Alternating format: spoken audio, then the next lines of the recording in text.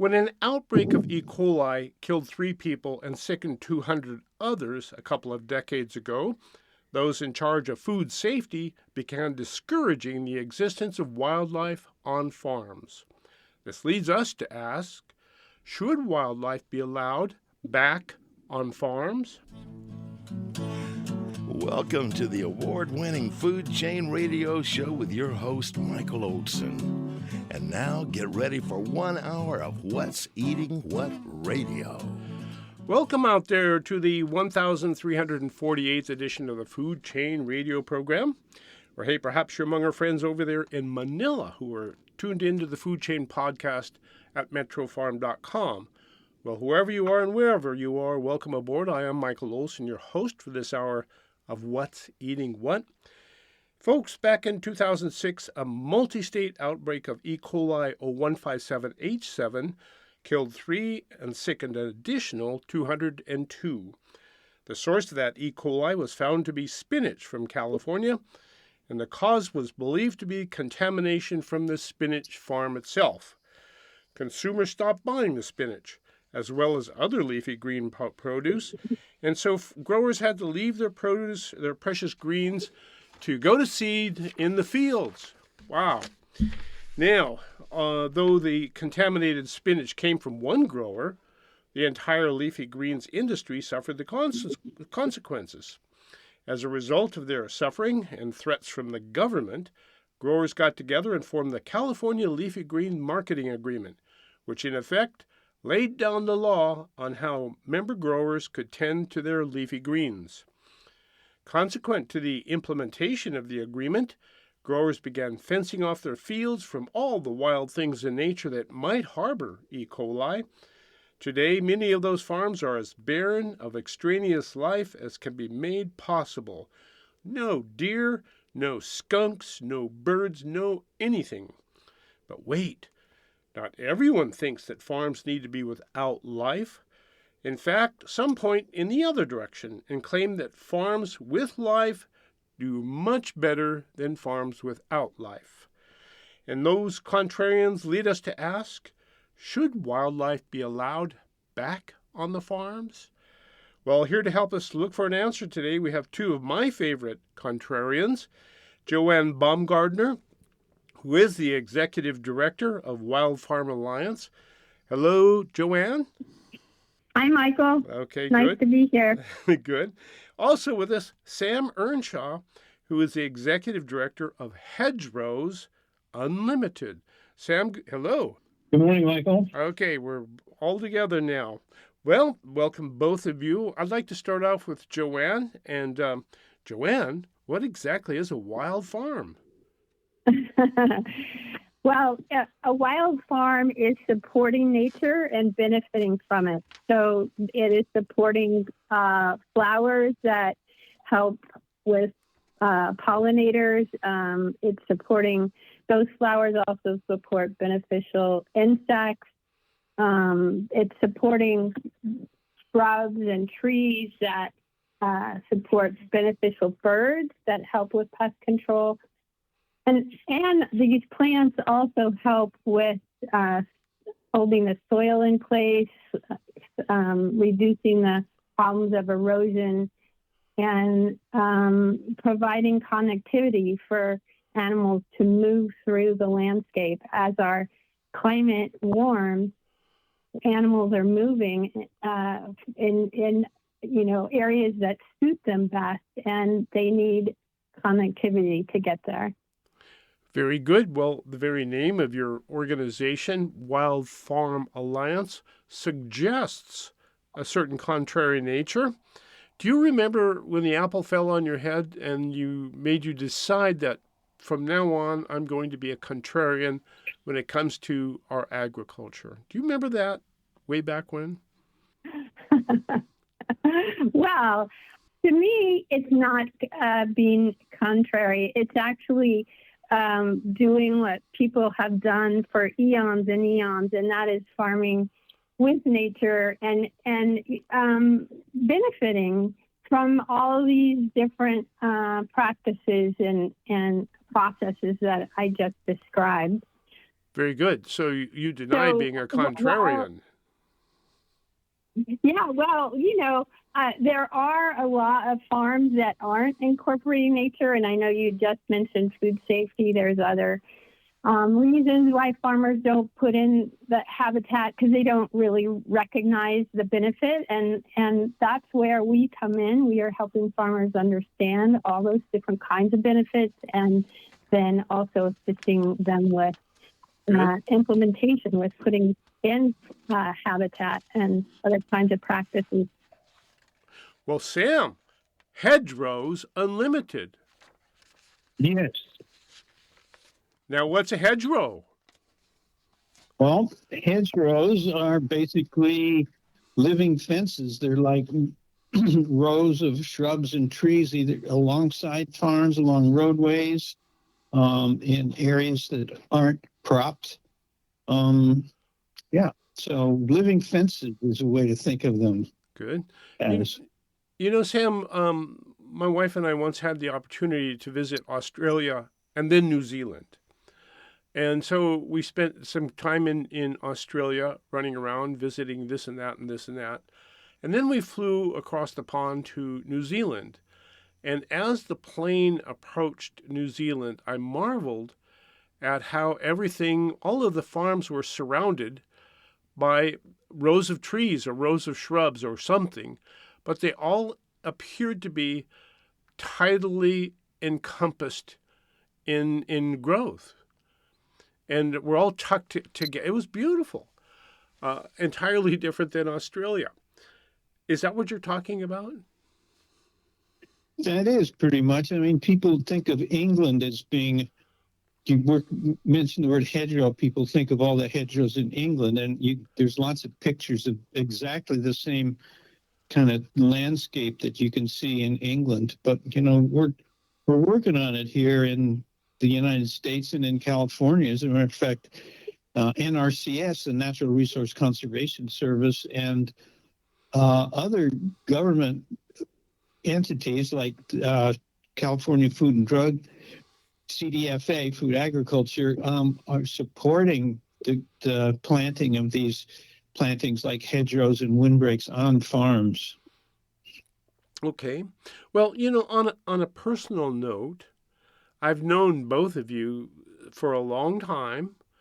I think I've known you even before the word organic was an official word for the federal government. We've known each other that long.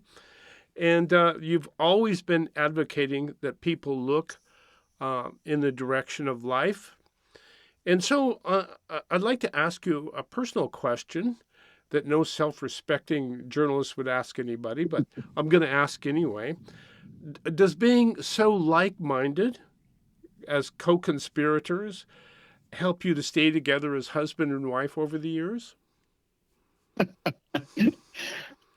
Who goes first on that one? I mean, I have something to say about it. I think that it's a good, interesting question. And I think being a couple who are on the same kind of path in life, working on things together, has been a real special thing. So it's not like I go to my job and she goes to hers. It's like we work together. And so we started our own farm in the 80s. So, for 40 years we've been working, and, there's always differences of opinion, but and it's like 50% of the time I'm right and 50% of the time Joanne's right. And so, that's just life. So no, I think it's a very lucky situation to be in, is to be living and working together with the person that you love and work with and live with. That's very eloquent. Joanne?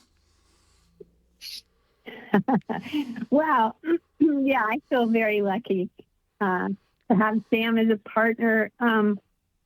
When things come up that are complicated, sometimes I'll ask him his opinion, and he helps me think through things that somebody else who might be in a different field wouldn't understand the complexities, or maybe wouldn't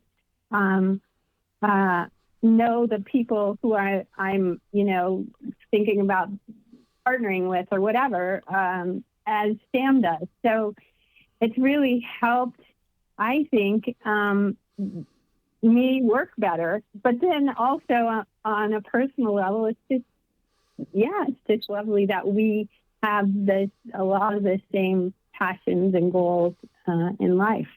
Great. Well, what a wonderful answer from both of you. Thank you very much. And what could be more precious than having a jihad together to bring life back to farms? Wow. So let me start with a big question. Why should life be allowed back on the farm? Because, there has been so much fear installed in the ag community about E. coli and other bugs that everybody's kind of afraid of having a bird fly over their field. And yet here you are advocating this. But why? Why should they consider what you have to say? Joanne? Yeah, well, it's been quite some time since that spinach contamination that you referred to. And during that time, there's been a lot of research looking into what is wildlife risky, or, what are the risks and how best can farms avoid them or reduce them. And really recently, a study came out saying that there are 3 things growers should do. They should not use raw manure. They should separate crops from livestock, because livestock can carry pathogens. And they should be very choosy at using low-risk irrigation source. What they also said, it was ineffectual to remove habitat. So it's not really about wildlife. Once in a while, wildlife can carry pathogens. And birds, there's very few songbirds, or very low amount of pathogen risk related to songbirds and most birds. But when it comes a problem, it's because crops are next to livestock, and there's certain kinds of birds, not all birds, certain kinds of birds will go into a livestock area and feed on spent grain and maybe pick up some pathogens. So that's why you need to separate them out. The raw manure, right, that makes sense. You don't want to put raw manure on, which is coming from livestock, which could have pathogens. And then choosing really low risk irrigation water, because sometimes that water can be coming off of a livestock farm and going into a creek that then you're irrigating from, and that's really an issue. And what these researchers are finding is that when you remove habitat, it can increase the risk. So it doesn't make sense from any of that. And the diversity, Joanne, Joanne, it seems to be that you're saying that the growers who have denuded their fields perhaps weren't listening very carefully to what they're being told. And so we'll pick that up when we come back. This is the Food Chain Radio program. Michael Olson with Sam and Joanne. And you stay tuned. Bay Federal Credit Union is the local way to bank. For big events and major milestones, experience the most important moments of your life with a financial partner you can trust. Bay Federal will provide you the resources to enjoy a life well planned and well lived. If you live or work in Monterey, San Benito, or Santa Cruz counties, you already qualify to become a member. Visit bayfed.com to join us today. Bay Federal Credit Union, making a real difference for our members and community since 1957. Equal housing lender and federally insured by the NCUA. When your business is on the move, you must find the right place for it to move.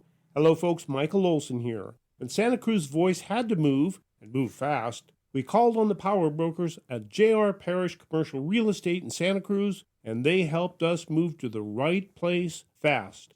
Let's ask Matt Shelton, General Manager of J.R. Parrish, the big question. What is the right place to move one's business? Location, location, location. Sometimes if you're in the service commercial business, location of your customers is important. Sometimes it's the location of your employees. Sometimes it's the location of the people that own and operate the business. Sometimes it's rent. Sometimes it's the fact that there aren't that many buildings available to suit you. But mostly it's location of your customers, location of the principals, location of your employees. When your business is on the move, move it to the right place with the help of the power brokers at J.R. Parish in Santa Cruz. jrparish.com. You have to move now. No problem. Store your stuff at Anbar Self-Storage and U-Haul. Easy off Highway 1 on Airport Boulevard by the airport. 24/7 security. Drive it to your door and store it at Anbar Self-Storage and U-Haul in Freedom. You sold your motorcycle to a friend in Fresno and need to deliver it. Well, Anbar Self-Storage and U-Haul in Freedom has motorcycle and car trailers ready to go. Easy off Highway 1 on Airport Boulevard by the airport. Anbar Self-Storage and U-Haul in Freedom. California coast to the fertile valleys inland. Earthwise Land Services, your land's best friend. Earthwise can clear it, mulch it, move it, sculpt it, grade it, drain it, or retain it, any way you choose. Earthwise Land Services, your land's best friend.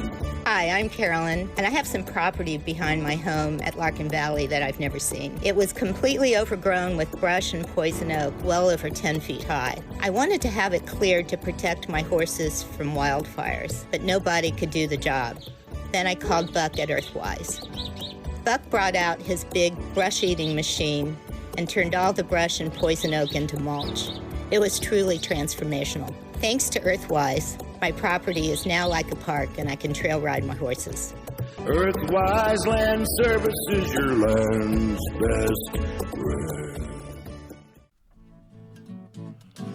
And now, back to What's Eating What on the Food Chain with Michael Olson. Welcome back. This is the Food Chain. Michael Olson, your host. Today we have Sam Earnshaw, Joanne Baumgartner. We're talking about bringing life back to those farms, and as many farms as we can throughout the land, that were denuded with the notion that we have to protect the crops from critters. And perhaps the farmers were hearing too well or not well enough, but Joanne suggests that they weren't listening. Sam, do you concur with that? Well, I think so. I mean, I want to say a few things here, like the way you've considered that we're contrarians. I think you brought that up, and I think it actually is the other way around. It's this type of agriculture is what's contrarian, because hedgerows have been planted in farming and rural landscapes for thousands of years. Fields were enclosed as early as the Bronze Age, 3000 BC.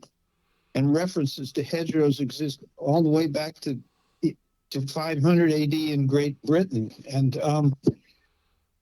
and in terms of birds, like in the early 1900s, universities had departments of economic ornithology where they actually studied how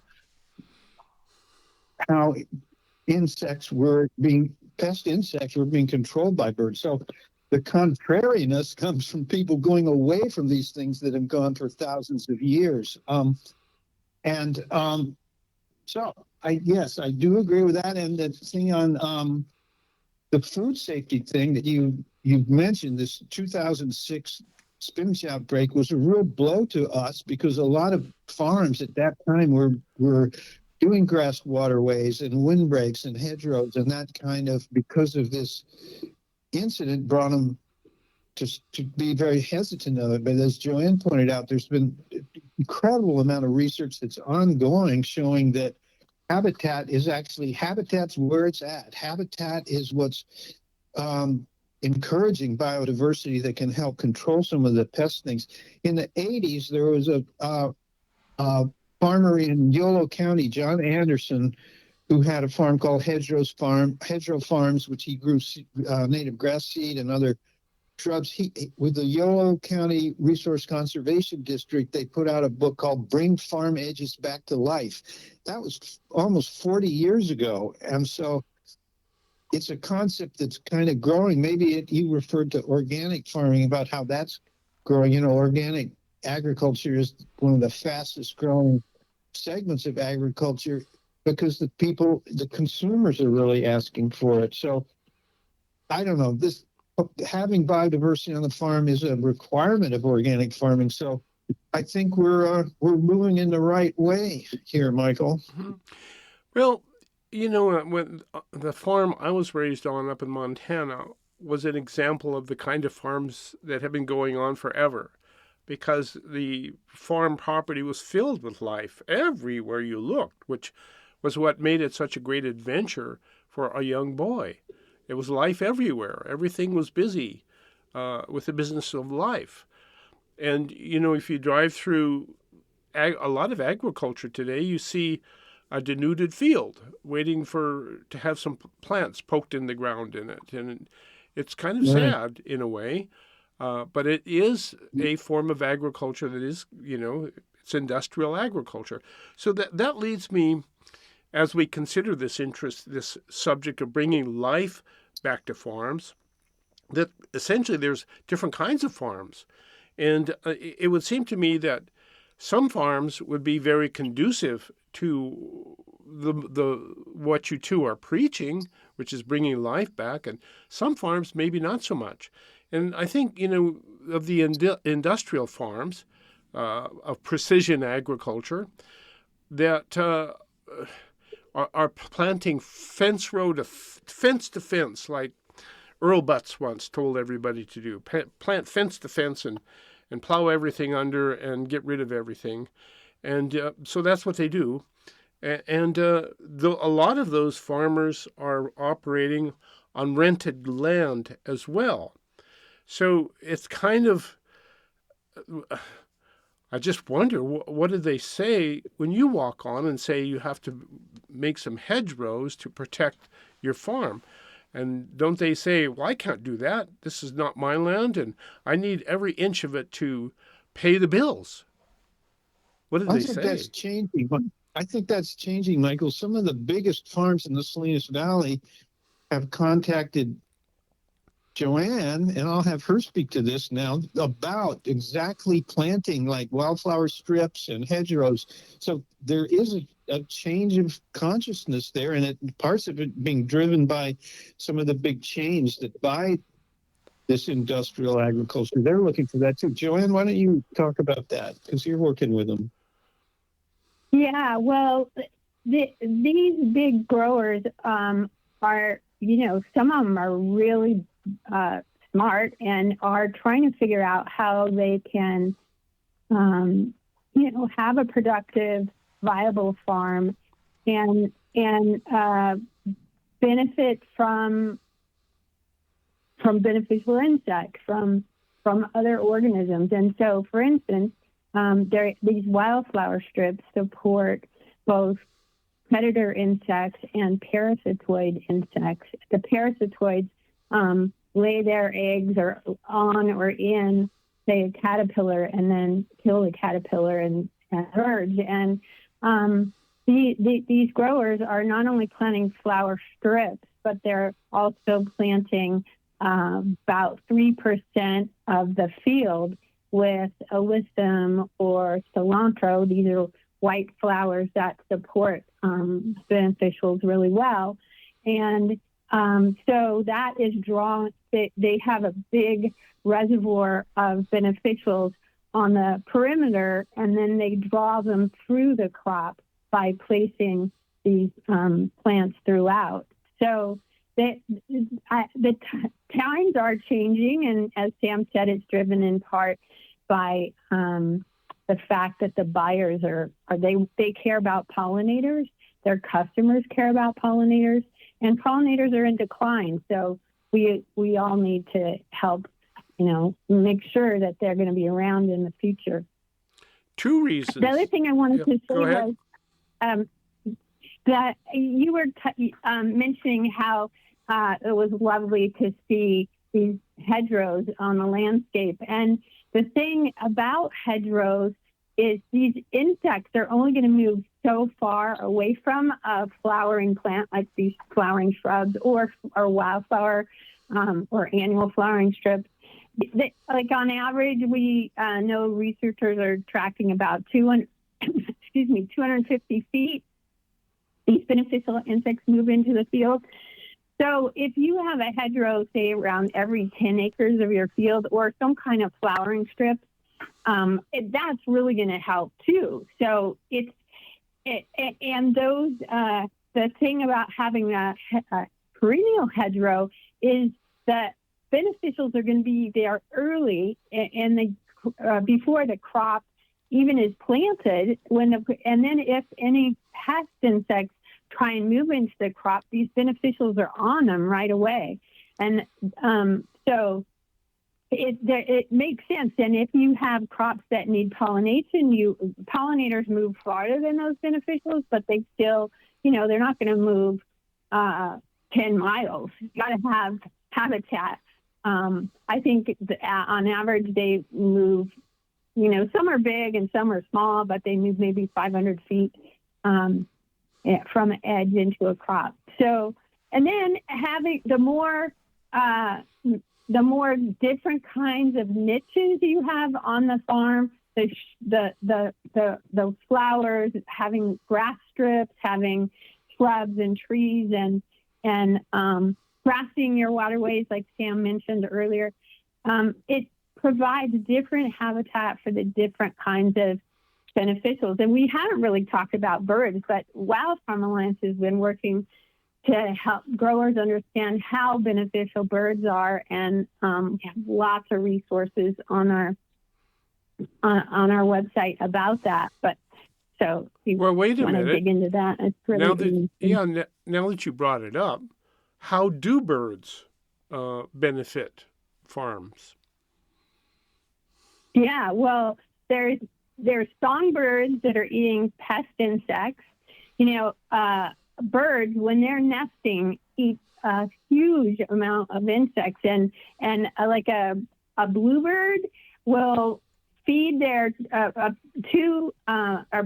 set of parents will feed their young 150 times a day, and their beaks are usually it's more than one insect when they're coming in, so they're just grabbing all those insects on the farm, and most of them, there's DNA analysis that show that most of those, like 97% of the insects they're feeding are pest insects, at least in this Napa vineyards where the study was done. And so there's the songbirds eating insects, but then there's the raptors, right? A lot of growers have been putting up barn owl boxes forever, but what we didn't know until recently is that a pair of barn owls and their 4 young will eat around 3,400 rodents a year. And that was, again, Napa, research in Napa.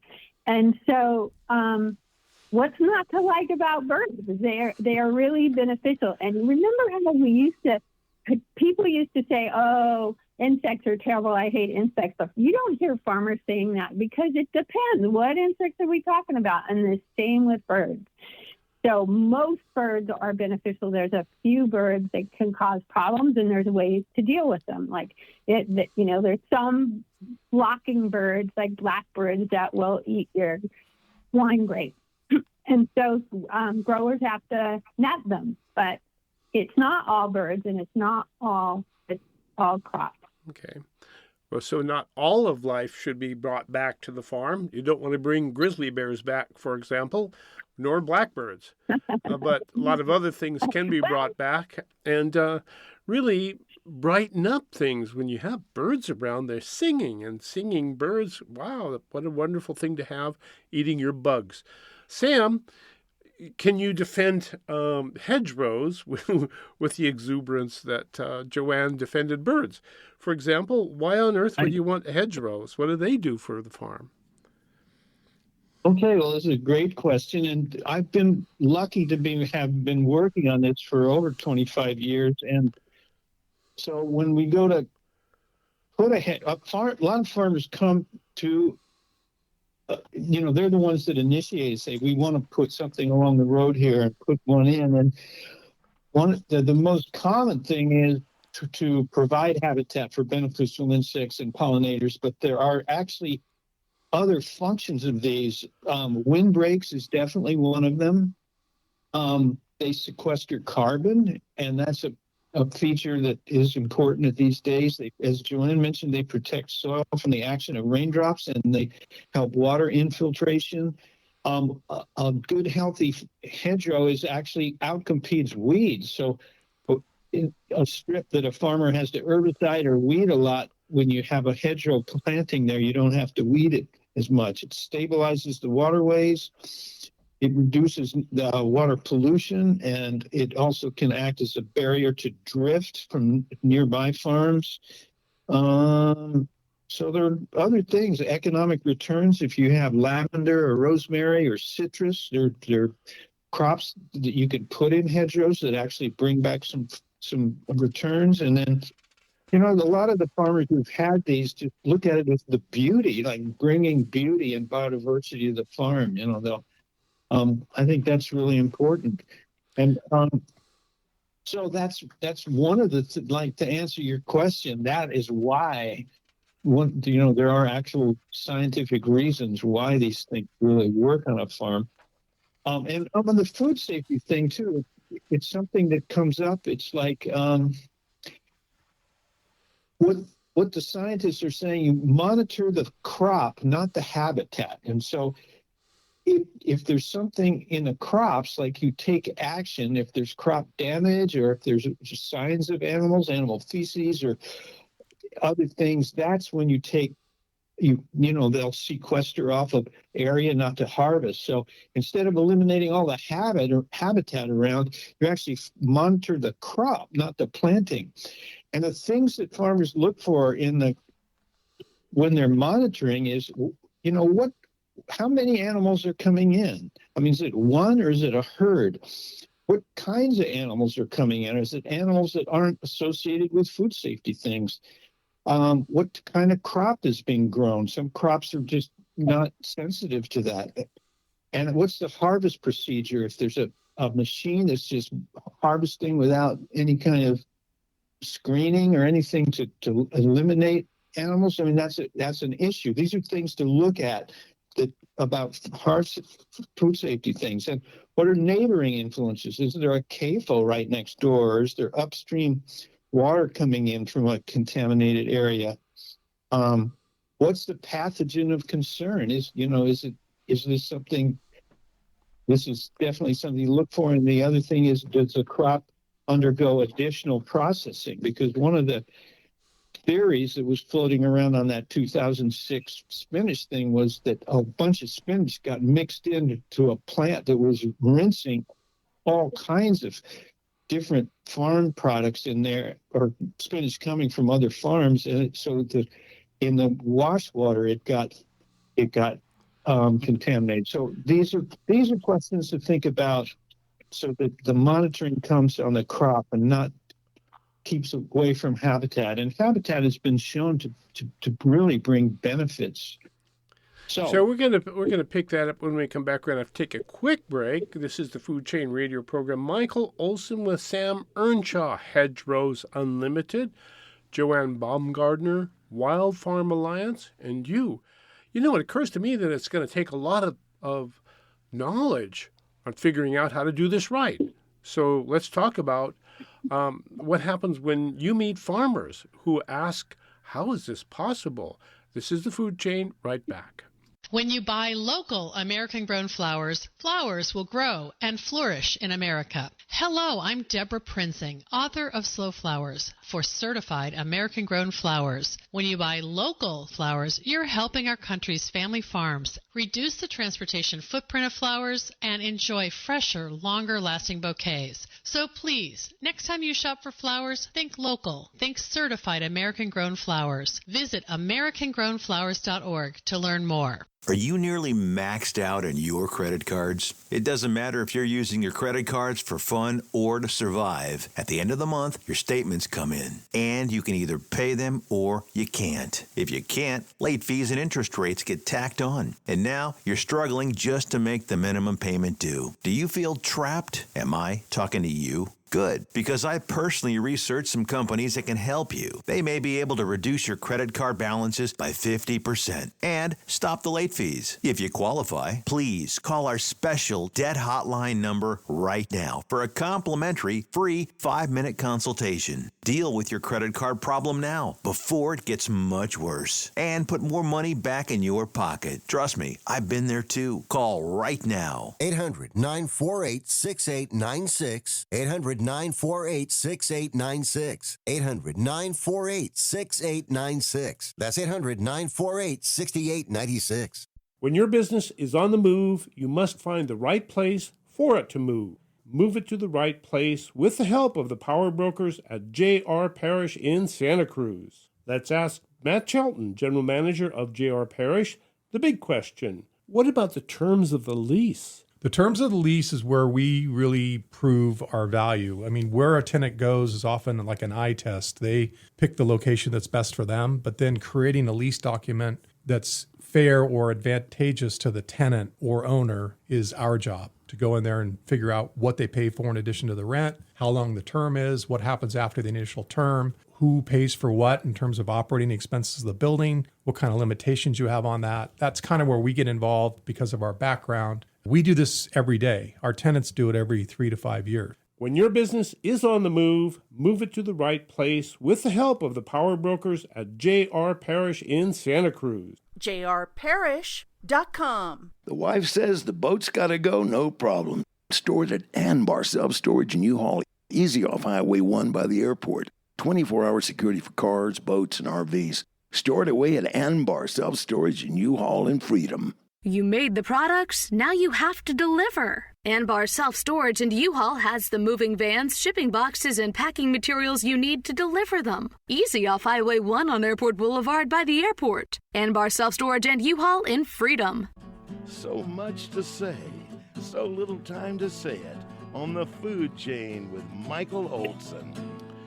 Well, we are back with Sam and Joanne and you, and we're talking about bringing life back to farms that have been denuded of life in order to protect the crops from,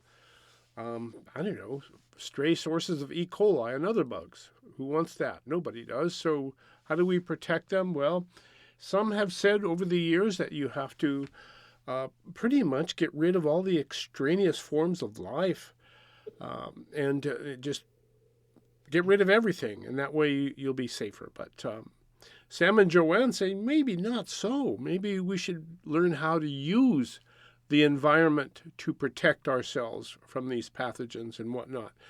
Now, that's a very interesting notion, and that knowledge has resided within the farmer and his or her family for millenniums, but we've since moved away from that knowledge. And so I wonder, Sam and Joanne, what happens when you meet a farmer who doesn't have this knowledge, and they look at you and say, how is it possible for me to bring life back to my farm and actually have it do some good? I don't understand. Where do you start, the two of you? Well, I'll jump in. We are helping growers put up nest boxes, songbird nest boxes, and it's a really simple and inexpensive thing they could do. And as you mentioned, it's delightful to have birds on the farms. The farmers always respond positively. And once they start bringing nature back, they are intrigued by it and they want to do more. A hedgerow takes a little more effort, or probably more than just a little. I mean, you got to figure out where you're going to put it on your farm and what plants are going to go in. We help growers do that as Sam, and then actually planting it. You got to take care of it like you would a crop, and you got to mulch it and irrigate it, and at least for the first 3 years. We're putting in native plants, so that's a lot. They are just so well adapted to the area that there's less management because of them. I wanted to mention, Michael, that we have this 2050 vision And it's about putting 1 million nest boxes and perches on farms. It's about hedgerows to the moon and back and restoring the lifeblood of the landscape. But I want to dig into hedgerows, the hedgerow part of it, since we've been talking hedgerows. And it turns out that if you went to the moon and back, it's 500,000 miles. Well, that's the same distance of hedgerows that used to be in the UK before they started ripping them out. They still have about half of them, and they're more or less protected. But that's a little area, and we have a big country. We can certainly put that many hedgerows back on farms and benefit from them. Wouldn't it be amazing to have hedgerows on all of our farms, and birds and flowers? Yeah. We got a ways to go to get there. Yeah. And you two are leading the way in that direction. It seems to me like it takes a lot of knowledge to figure out how to do this right. And you want to do it right because otherwise you're wasting time and effort and money and everything else to build something that may not work. So, Sam, take us through a procedure. Somebody invites you onto their farm. Where do you start with it? You start with an evaluation, I assume.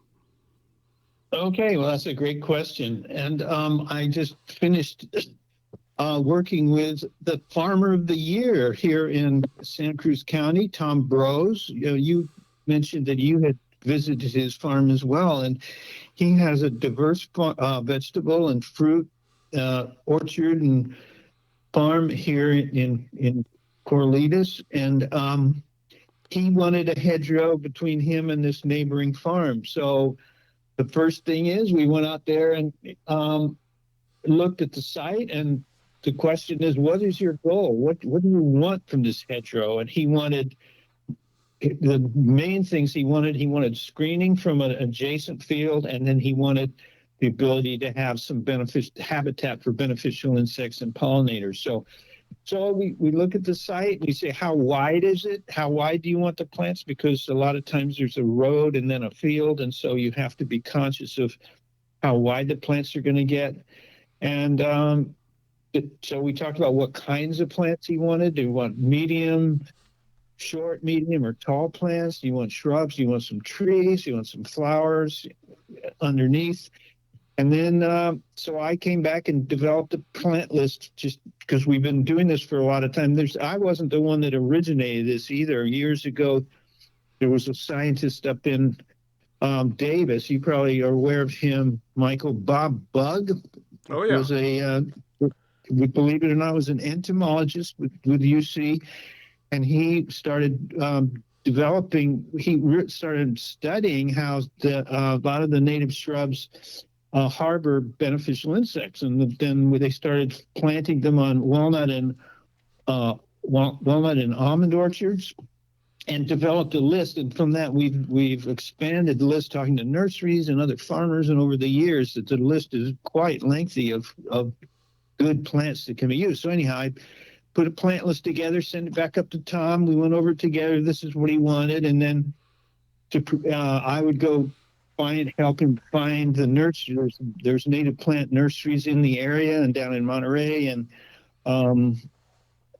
located the plants. And then for him to get the site ready, he would rip the site with a tractor and rip the soil deep to loosen up the soil. So a lot of times these are compacted areas that haven't really been farmed. And then talk about what irrigation system he would lay out, which would be drip tapes or tubing with emitters, and then get the bed ready, and then come dig a hole, put a bunch of bucket full of water in it, put a compost is a great thing to use because it stimulates the microbial activity, but not fertilizer. These native plants do not like fertilizer. They grow too fast and fall over. So, and then if he does have gophers in the area. We bought these gopher speed baskets and gopher baskets and put them on the plants. They're not that expensive. And put the plant in the ground, turn on the water, and step back and let it grow, and just keep it moist And as Joanne should mentioned, 3 years is usually the time period for it. So there's a run through the whole process, I think. Mm-hmm. Tom's farm is what I kind of consider to be a community sustainable farm, which is to say, Tom very much grows crops for his community and brings the community onto his farm. And when the community goes onto the farm, including lots of kids, what they find is a landscape filled with life. Joanne's birds are all there. Your hedgerows are all there. It's just a land filled with life. And as such, it really does sustain a community in ways that go beyond the food that it grows. It's a spiritually uplifting place. Now, there are other kinds of farms. And I think of Dick Pichotte, who is probably the largest organic grower of fresh vegetables and greens in the United States, who's a neighboring farmer. And yet Dick farms land that he rents from other people. And as you said, it takes 3 years to develop a good hedgerow system. So what can he do? What can farmers who have, like commercial organic farms do that makes sense? Well, to address a couple of things. First of all, I don't think he's the biggest vegetable grower in the U.S. He's the biggest family farm, I think, or he's got something like that. He's not the biggest farm, though, for that. And Dick has done quite a few habitat plantings. One of the requirements of organic, and he is certified organic, is to either increase or maintain biodiversity on the farm. And there are various ways of doing that. They can do it with cover crops. They can do it by using alyssum strips, which Dick uses a lot of those. But over the last 15 years, I've actually planted quite a few projects with Dick. And you're right, the issue of rented land limits, the ability of a farmer to do that. But nevertheless, they can still do it because once it gets going, it brings cash benefits to the farm. They're indirect, but it means less damage and less any kind of pesticide use. And I know you remember Diane Coli, one of our landmark people here in our area. She would reduce the rent of farmers when they put these strips in. So anyhow, Lakeside is doing a good thing. They have done some. They use other methods of bringing habitat in. I mean, they know they do. They need to. Look at any one of their lettuce or cole crops. They've got alyssum strips right down the middle, and he does a lot of cover cropping. So anyhow, I don't know if that's a good enough answer. But that's a great answer because in thinking about it, you can't, as a renter, go and enrich somebody else's land unless those who own the land see what your intent is and realize that what you're doing is increasing the value of their land, in which case you could form a partnership that would make some sense. Mm-hmm. And that seems to be what Dick Pichotte does then, because in increasing the value of the property that he's renting, he's making that land more valuable for the landowner. And it would seem like, as was the case with Diane Cooley, charge you less rent and you increase the value of my land. That's a good deal for all concerned. That's right. So this seems to make a lot of sense in all respects, except for the big industrial farms. Now, Joanne made the case that they are starting to come to you and ask questions. Is this possible for them? And it seems like you're finding ways of making it possible for them. How do you do that?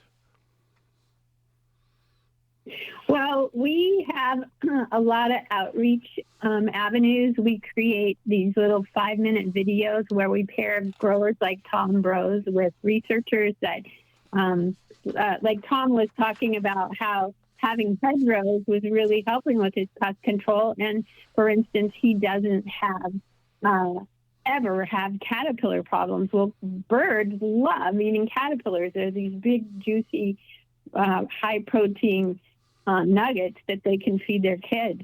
Lots of good fats too. Lots of good what? Fats. Yeah, the fats. Yeah, nutritional fats. Oh, fats. Yes, exactly. And so we have these videos like that. There's probably around 20 now where growers can go there and learn about like what a wine grape grower is experiencing, or an almond grower, or a mixed crop grower like BAUM. And they're not just about avian pest control, but we have a whole project now about natural enemy insects and how to support them. We also put on field days. We have several coming up this fall and next year. One of them on a big farm. One of them on a big industrial one of them's farm. on a big farm in the Salinas Valley. We've had them on big almond farm. Well, not huge, but significant almond farms where we put 2/3 of a mile of hedgerow on that farm, and then talked about that. And in the field days, we bring in researchers to help describe, what their research is that's related to this topic.